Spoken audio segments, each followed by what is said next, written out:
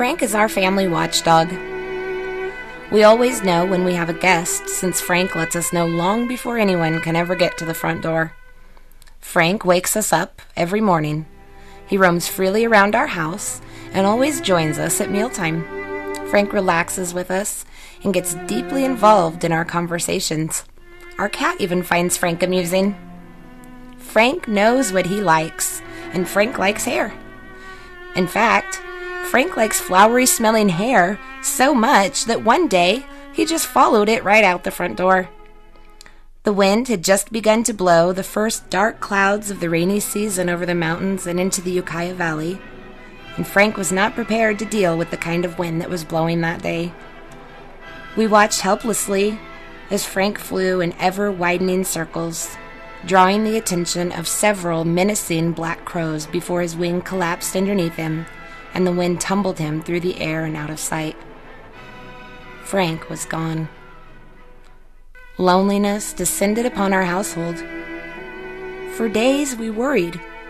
We could not bring ourselves to take down Frank's cage, and the idea of another bird was unthinkable. You can't just replace a family member.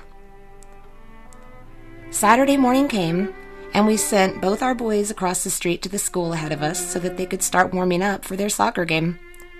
As we walked out the front door, our oldest son came running up and breathlessly announced what we had almost given up hope of hearing. "I found Frank!" We had no idea how we were going to catch him, but we set up our chairs and began talking to our bird.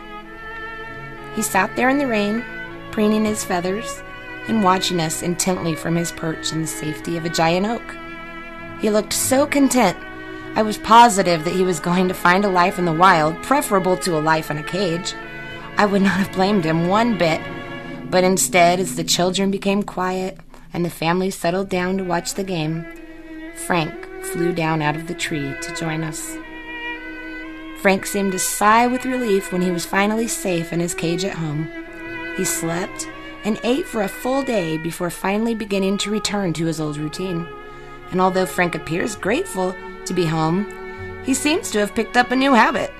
Now, he hops around, pecking at the floor, acting, I can only assume, like the birds he saw during his walk on the wild side.